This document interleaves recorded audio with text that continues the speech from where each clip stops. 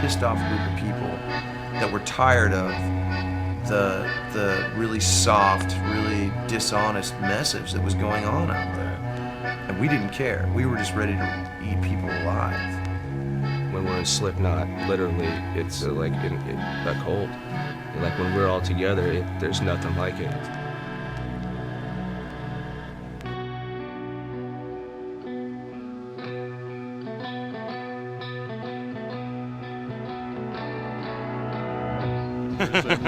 So, you know, what does Slipknot mean to you, Paul? It's my life, you know. That's it. It's everything. It's everything to me. You know, I mean, without Slipknot, I'd be probably sleeping on someone's couch working at the old bar I used to work at. Hey fellas, it's OV11 and welcome back to another video. Before I'm actually going to talk about the main topic of this video, I want to address something pretty important. So if you don't want to hear that, skip to the mark that's showing right now on the screen. If you guys want me to be honest, I'm tired. I'm tired of keeping this to myself, so I really want to tell you the real reason why I haven't been uploading a lot, or at least in the way I wished, in the last 2 or 3 years. And there's basically a video coming on its way to explain just that. Especially now. With Susan Wojcicki resigning, I think it's the perfect time for me to make a video of just that. Hopefully this new CEO guy will be better and will manage to at least somewhat improve this platform, although it'll be pretty hard to undo all the damage that woman has done. Still, fingers crossed, and I hope for all the best for this platform. Again, just stay tuned for that video. I will probably put it out sometime next week and just be open about all the problems I've encountered in the last few years and put an end to this. Slipknot, as you all know, is one of my all-time favorite bands. I can't even begin to explain how much this band has changed my view on music or how much it means or have managed to influence me. They are an amazing band overall, with monstrous screams, grisly guitars, inhuman pummeling drums, and some of the most memorable and coolest sampling in most forms of music. But in some songs they can take a 180 turn and still make a masterpiece. Songs such as Vermilion and Danger Keep Away are proof of this.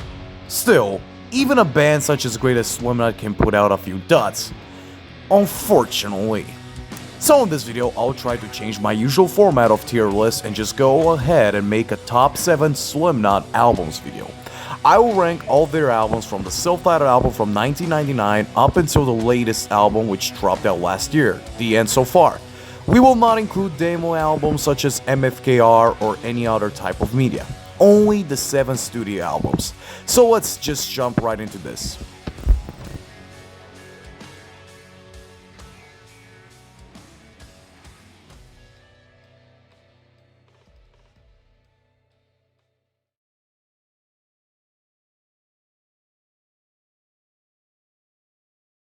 Number 7. The End So Far. Sorry to say, Corey, you're not really hitting these notes right. This was literally the thing I first said when I was listening to the lead single that dropped in 2021, the Chapeltown Rag. I really hoped at the time that this single was not really an indicator of the quality of this album. And unfortunately, it wasn't really the case. At least for the most part. It just feels like this album should really exist. Or at least not in this form. Ever since I listened to it for the first time, I just felt like this album was rushed. As much as it hurts to say, and I didn't want to admit this at first either, this album is easily their worst. The production's pretty damn bad, the guitars don't really do much for me, Corey's screams are good, just like in We Are Not Your Kind, but they don't really have much of a hook. They don't grab me or hit me as hard as they did on the last album. It's just kinda there. And again, let's not even talk about the fact that this dude really lost his ability to make some catchy melody. What the fuck is up with the choruses on this album? I'm not kidding when I say that the Chapeltown Rag probably has the worst Slipknot chorus, and not because it's boring. There will be other songs which suffer from this, but mainly because it generally doesn't sound good musically. Yan also suffers from this issue, and I'd say that this is just more boring than bad. Hive Mind is fine, but nothing remarkable. I do like the final part though. Warranty is just kind of there. Hell, or H377, is probably the most forced sounding song they've ever made, and I can't quite put my finger on why it sounds like that. And my god, Heirloom and Decide are just bad. They are probably the worst songs on this album. I really don't like them, and I don't think they thematically fit the album at all. They just sound so out of nowhere, it's funny.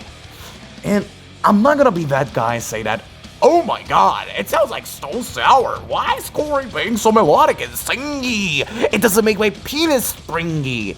But it just sounds so damn weird and forced that I really can't seem to enjoy it all. They have done songs of this type in the past, then Memories and Child of Burning Time come to mind, but it actually worked and fit right in the album. It's just odd when this album has such a dark and creepy vibe, and there's songs like these which just do not flow well at all. Anyway, is this really the worst song on the album? Yes. But is it overall terrible? Well, not quite. There are definitely some pros on this album, just not as many as cons. I'm gonna go right ahead and say Finale is a great song. I actually do love it. It really does feel like a final song to something, and it's quite emotional for me. It's just a shame that it has the bad luck of being included in this album in such way. The vocals, the melody, the bass line is dope as hell. There's even some trumpets, I think. The choir is nice and the lyrics are tear-jerky stuff. Overall, great song, and the only one on this album that I can give this title to. But we also have songs such as Acidic and Medicine for the Dead, which I did like, believe it or not. Acidic sounds really interesting and has a very cool bluesy vibe, and frankly, I don't think Slipknot have made any song which sounds even remotely similar to this. The guitars are cool as fuck, and the outro is really nice too. Corey sounds amazing here. Overall, pretty great song. Medicine for the Dead is a good one too, as I was saying. The creepy intro, the cool sounding chorus, and the verses are pretty nice too. It's a good one indeed. And then we have songs such as Adderall, which I do actually find to be very interesting and I do enjoy, but I can't bring myself to love. And the Dying Song, which is a good song actually, and I don't really get why the Slipknot fandom doesn't like this one that much. My only complaint is that the verse riff is too similar to Sick. But I actually do enjoy this one, especially that.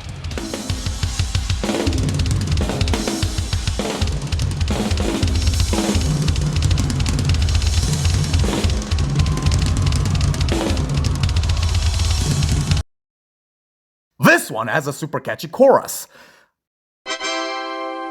Like seriously, ever since I first heard it, I keep singing to myself, "Put your hands into the water!"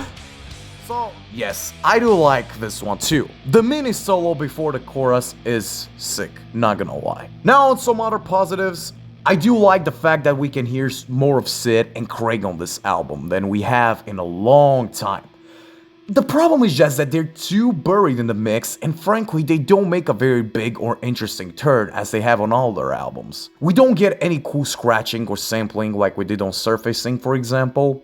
But again, if you pay attention enough to the background sounds, you'll be hearing some scratching or DJing almost 90% of the time. Another positive is that Jay has objectively improved and somehow he's getting better on every album. That's all I'm gonna say. He's doing a really good job at filling some big shoes. And I guess Corey's still doing his job still pretty well, at screaming. I honestly kinda expected that his vocals would get all blown after the We Are Not Your Kind tour, but it seems like he still has it, even though musically his performance wasn't quite there. It's cool to hear that he's still a great screamer. So now you begin to ask yourself questions such as, could this album have been better? What could have been improved? And I was saying, I don't think it's terrible in itself, and obviously it has some cool ideas from here and there, but I really wish they spent more time working on it, because I can stop this lingering feeling that this album was rushed. I mean, I can be the only one. Oh, goddammit, Jim. The saddest part is that I've been waiting for months for this album to grow on me, but in fact, I seem to like it less and less. And I wish I did leave it at the end somehow, so I didn't have to ruin the surprise of me giving this album a very fat and nasty rant, but here we go. If you're a the end so far enjoyer and somehow I hurt your feelings, here, take a slice of pie.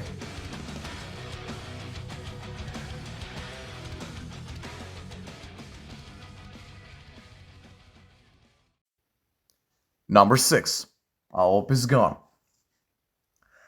Ever since I heard All Hope Is Gone, I've been always kinda unsure what to really think of it. In some ways, I absolutely love it. I think it's great as hell. In some, I think it pretty much represents what's wrong with modern Slipknot. Just as a bit of context, All Hope Is Gone does actually include my favorite Slipknot song, Gehenna, a very dark, brooding, and sadistic song, which sounds absolutely orgasmic. Well, how does this album follow up such an amazing song? Well, their worst song, of course. Seriously, if you're a Butcher Zook fan, I'm also offering you a slice of pie.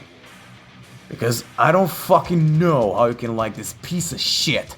It sounds awful, it sounds terrible, it sounds juvenile, and it sounds cringe. What the fuck was Corey thinking here? This song might be worse than anything on the end so far. So, this is my problem with this album. It is yet kind of like a mixed bag, but even more apparent than on the end so far. There are some really cool songs such as Gehenna, Emetria, Sulfur, Dead Memories, and Child of Burning Time, which by the way are my favorite top 5 songs on this album, and I don't give a fuck that the Child of Burning Time is from the deluxe edition. But there's also some musical aids of songs, such as the aforementioned Butcher Zook, Vendetta, and Wherein Lies Continue. They're not good songs. I've never liked them and I probably won't ever.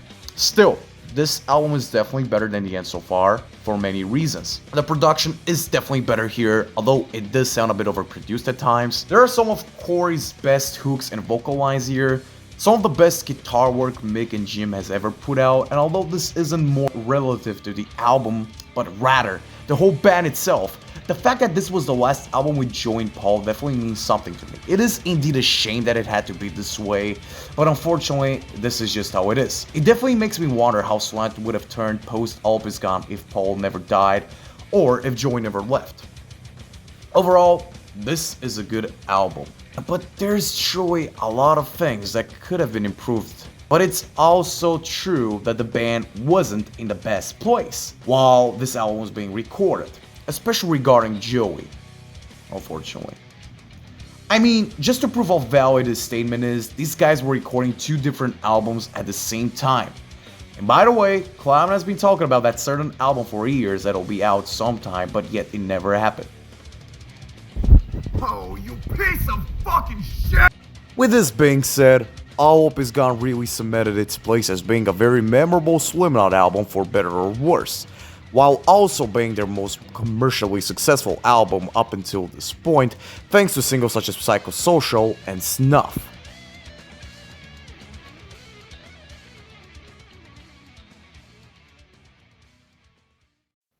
Number 5. The Great Chapter. This is the definitive mid-Slipknot album. Literally just sitting its ass right there in the middle. Not being really great nor bad. Well, crap, it is a good album. It really is. But it is also not. How? Let me explain. This is the first album that they made after the death of Paul Gray in 2010 and after Joey Jordison left in 2013.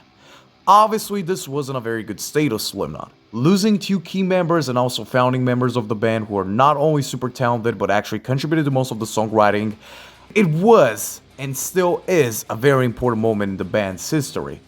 Still, Slipknot, as legendary as they are, managed to pick up, and in 2014 they put out The Great Chapter. Now, I wasn't a fan at the time yet, but I was around when The Great Chapter was the last album, and I clearly remember that a lot of people did appreciate this album, and most Slipknot fans had actually considered to return the form to the Iowa and self-titled days. And for good reasons. It's heavier and more brutal in Volume 3, but not as overproduced and rawer than All Hope Is Gone. But nowadays, funny enough, this sentiment is not really relevant anymore in the fanbase.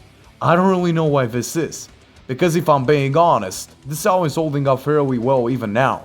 Sure, it's not their best album post Iowa, in case you haven't figured it out already, the Volume 3 and We Are Not Your Kind are higher than it, but I'm not gonna lie when I say that for modern Slipknot, especially for the rough and tough times they were finding themselves in when they made this album, this is the near perfection we could have asked for from the Knot, at least in 2014.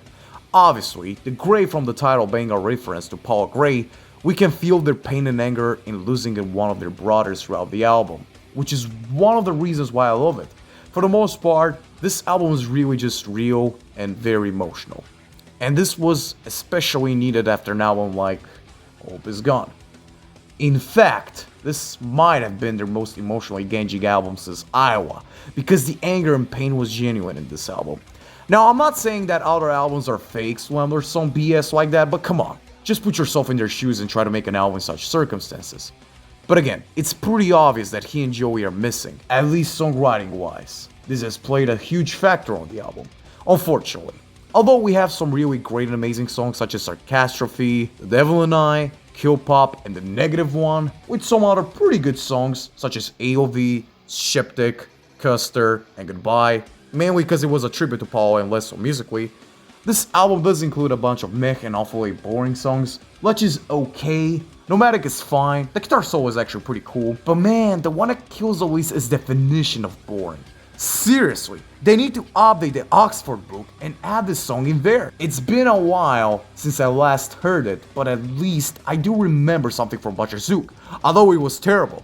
I don't remember shit from this song. It's just that forgettable. If Rain Is What You Want is also why do you even exist type of song, just extremely forgettable.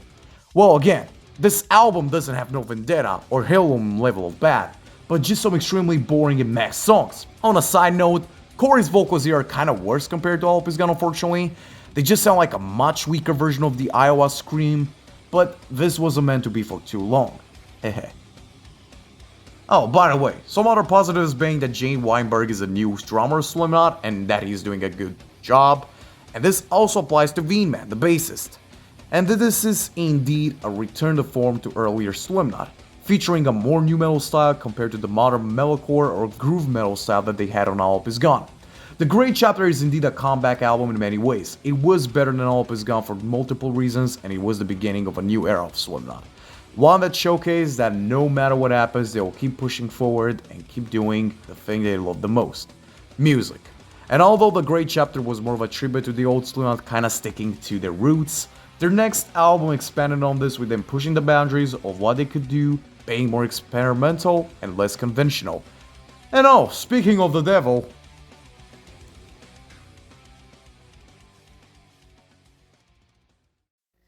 Number 4. We Are Not Your Kind. And man, what a follow-up to The Great Chapter this was. Here's the thing, this was the first album they put out while I was a fan. I vividly remember waiting for it and listening to the singles while slowly taking a small bite of this album like you do with a very delicious cake that you don't want to eat yet. And then the album dropping my jaw also dropped at the same time. This was the perfect Slipknot album for me at the time. In fact, it was my second or third favorite for a long time. When the first single, Unsainted, dropped out in May 2019, I did like this song. I didn't think it was amazing or it wasn't anything that surprised me, but I did enjoy it still. This made me even more hyped for the album. And then, around the time after I finished the final comic of my comic series Fast Cut in July of 2019, I was preparing to study for around 2 or 3 weeks because I was failing math and I had to take a huge test. Funny enough, the day when I would be taking this test was on 22nd July. You all know what happened on that day. Sadly for me, I didn't pass math. But when I came home, I probably had the greatest surprise waiting for me. I was pretty damn fucking pissed, obviously. But I don't think any other song could have called me better than Solway Firth. Holy shit, what a track.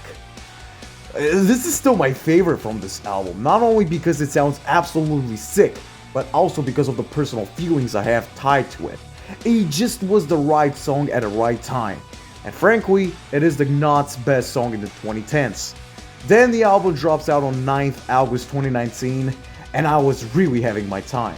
I was asking myself, no way, is this really modern Slipknot? They really outdid themselves like this. And even though I didn't believe it, yes, that was true. This was the newest Slipknot album, and it rocked the fuck me out of my seat. For the first time in a while, this was the first Slipknot album where I absolutely loved everything about and where I really liked all the tracks. Maybe with the exception of one. Nero Fort is an amazing banger that also has become a fan favorite, having a really cool chorus and vibe throughout the song. A Liar's Funeral takes a more ballady approach with some acoustic guitars and some pretty deep personal introspective lyrics from Corey. Spiders is a Nine Inch Nails inspired industrial song that is actually really fun, liking it from the first time I heard it. Orphan is a callback to the Heretic Anthem with a new twist on it, which I also really enjoyed. And although I didn't really like them at first, now Bird of the Crew and Red Flag also became favorites of mine. The interludes are good for the most part, and I don't understand why so many fans complain about that, and the way the tracks flow is perfect, at least for the most part. I also really enjoy the aesthetic of this new album a lot, which we don't really see in metal. Sick as hell in my opinion. Finally, Corey also made a real return to form with his vocals sounding the most brutal he has in a long time. Jay's being a better drummer here than on the Great Chapter, and it seems like he's feeling more comfortable being in the band along with V-Man. Craig and Sid also making more appearances here, probably the most since Volume 3, especially in songs like Spiders and My Pain being songs that specifically made for them. Clown actually nailing a vision for once with an album, and Mick and Jim writing some of the coolest riffs they ever wrote, especially making Solway Firth, which I have to be real with you, it isn't their top 5 heaviest songs. In conclusion, each member did a fantastic job on this album and only showed a real sense of progression that the Knot were finding the right path after being lost for 2 albums. They were on the right track. Even though this was also Chris Fann's last album with the band, which is still a shame if I think about it. And if I'm being honest, I don't really know if he recorded anything in this album or if Our Life was his last single. Speaking of which, why is Our Life not on this album? That song rips. Really good album. With only some pretty mild criticisms and minor problems, Slipknot were back.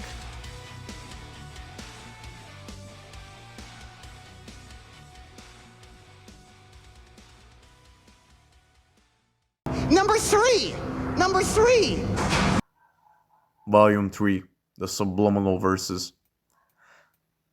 If I'm being honest, the older I get, the more I appreciate this album. And Slipknot for being so bold and give everyone such a big middle finger, following Iowa with an album like this. This is definitely a metal album, but yet it is so drastically different to Iowa. It's like it's almost a completely different genre, and it might be.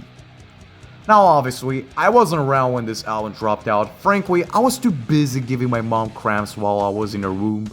But I'm just thinking how insane and unexpected it probably was for the Slipknot fans to hear an album like this. Gone are the very death metal and nasty and brutal sounding riffs, embracing a more thrash metal approach or just overall a more traditional and classic approach to the sound. There's barely any scratching on this album if there is. And Corey, well, what happened to his screams? According to him, it was because of a stylistic choice, but most Slipknot fans speculated it was because the Iowa scream was becoming a bit too unhealthy for him to do anymore. Still, this wasn't welcomed with open arms and people were quick to criticize his new style of screaming.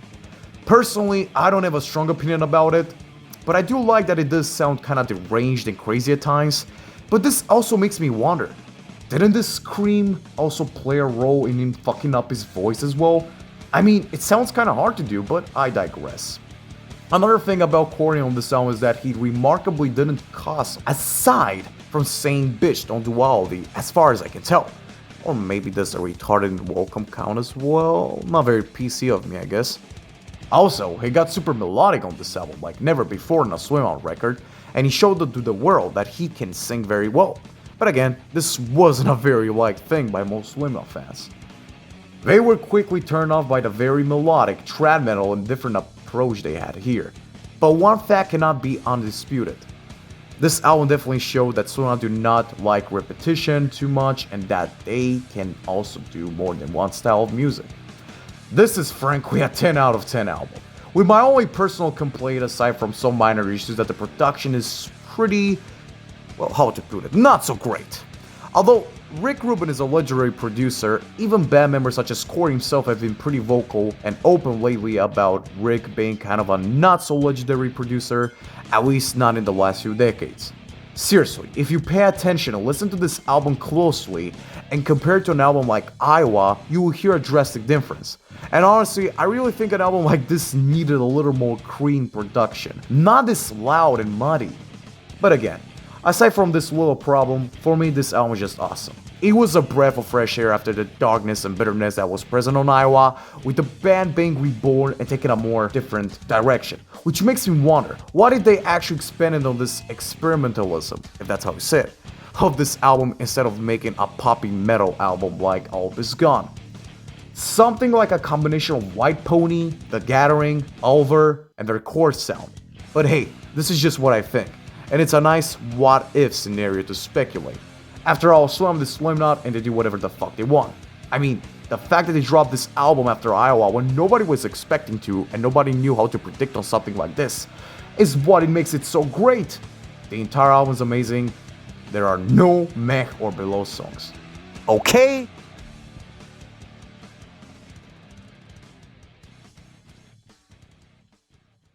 Number 2! Slipknot, aka self-titled. This is the album that started it all. Not only for the band, but me too. Being the first album I was really getting into by the band at first, I guess it was probably the best place for me to start. I remember how I was thinking that this was the heaviest thing in the world, but also the coolest at the same time. Which, if I'm being real, not a lot of bands are able to master this, and I still stand by that, 5 years later. Yeah, probably not a lot. So yeah, what do I have to say that hasn't been said about this album already? It freaking rocks.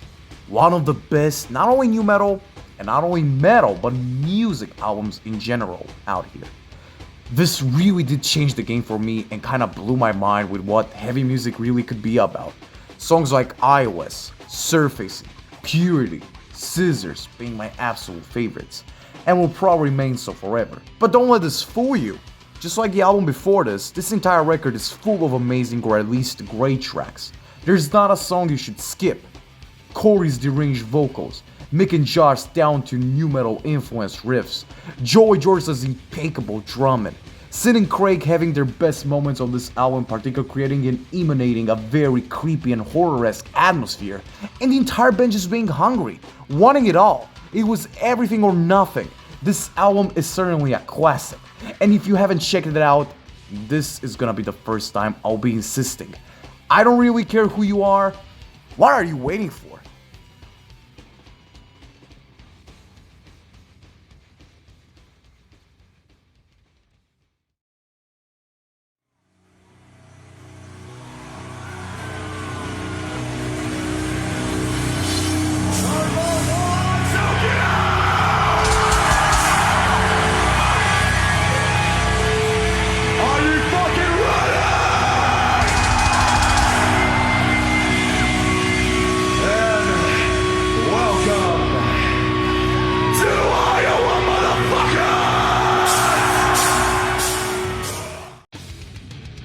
Iowa. The Slipknot album. The peak of the band. The best metal album of all time for me. It just is. Iowa. Slipknot's second studio album released in 2001 really did change me as a person. Even more so than the first album. If I'm being honest, I don't even know how to start. Because there are so many things about this album that I could talk about, but I think I could bore you to death with my fanboyism. So, in case you don't really know, back in 2019 I was listening to a lot of new metal and some alternative and industrial, but even then I wasn't really super into the heavy stuff, at least not yet. And around the first half of 2019 I believe I actually decided to listen to the entire discography of Slipknot before We Are Natural Kind would come out. For some reason I left Iowa at the end, being the last album I listened to.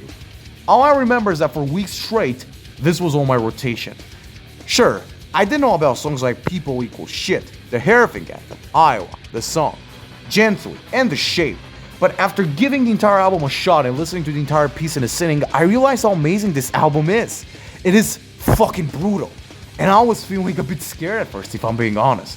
I know a lot of relatives say that this isn't, but they don't really get that when I say that it's heavy. I don't particularly only mean it sonically, because if that's the case, maybe it only is for new metal. But how this album was made, how the process occurred, how did the band react to this album's creation, and so much and so forth. I don't think it's a secret that this is the album that everyone in the band loves but also hates, for the fact they were all not in a great place mentally. And as much as it sucks to say, that's where the good music came from. Because compared to a lot of metal bands where they do music for fun with so much adrenaline and energy behind, and again, let me make it clear, I have nothing against this, I'm just trying to make a point and express my opinion. Slipknot on Iowa were just done. They didn't want this anymore.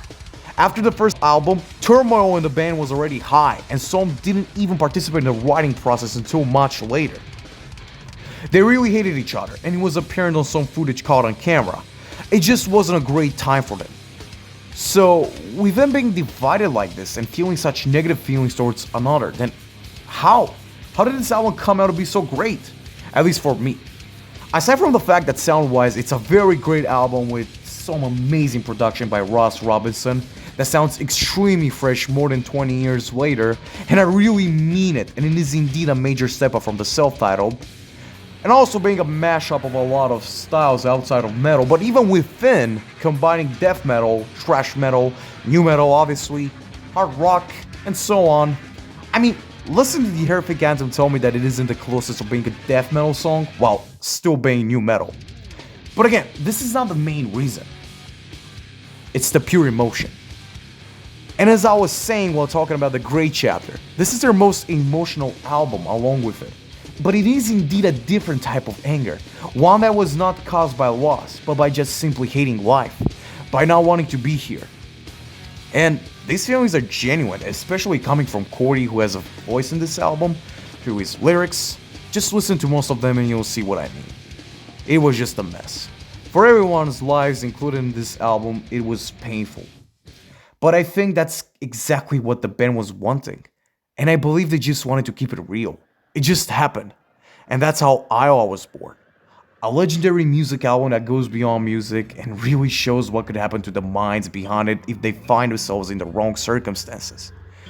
After the album was released and they finished touring, Corey Taylor and Jim Root restarted Stone Sour and released an album in 2002. George Urson formed Murder Dolls with Wednesday 13 and also released an album in 2002.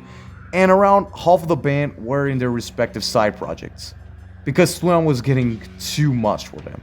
They needed a break. And you know how the story goes. Volume 3 is released, they're being reborn with a different take on metal, and blah blah. But yeah, this song was perfect. 69 out of 10, and out.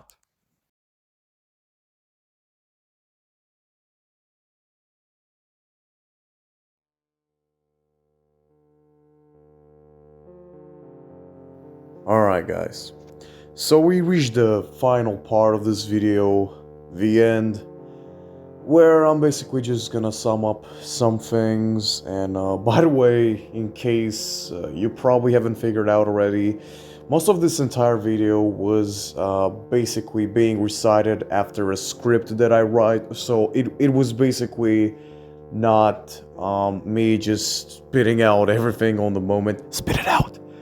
But I actually had that written on the script. Right now it's all natural, so now that we reached the conclusion of this video, I wanted to pretty much just sum this up with me giving some final thoughts without having to read something. So yeah man, I'm actually happy that I found Slipknot and that I've been a maggot for 5 years. Yes, that's probably not a big number. There are probably people who have been into the band for maybe 10 years, maybe ever since Self-Titled dropped out, or who knows, maybe even when they were an underground band, when MFKR was the newest album, or the only album actually. But still, all I can say that in these 5 years, I'm very sure that this band has changed a lot of things about me and has kind of changed me as a person into better, I guess. But yeah, Slipknot are indisputably a very influential band for me, and I have to say that they helped me in some very rough times, probably more so than a lot of other bands or music artists. So, yeah, shout out to the band, to the boys in Slipknot, to Joey, to Paul, both rest in peace. A little moment of silence right now.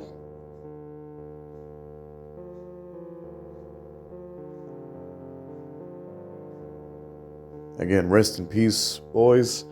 And yeah, Slipknot. Although, as you have seen right now at the end of the video, I probably didn't say the best things about the end so far. One thing is obvious. They will always be one of my favorite bands of all time, and I always love them, and I will always cherish the band for what they have done to me, and so on and so forth. I could go on and on, to be honest, but alright, so I just want to finish this. Again, guys, thank you for watching. I hope you enjoyed this video, and frankly, if this video will do well, I'm actually gonna do more videos like this because I haven't done any in quite a while. I think the last one I did was the Skillet album ranking. But again, I'm trying to give it another shot with this video format, and yeah, it's a different format of tier lists or album ranking, so yeah, I don't know. But again, thank you for watching, and stay tuned for more videos like this, and again, for that special video that I've been talking about at the beginning of the video, that I'll put out in the next week, maybe. So, yeah. I'll see you around.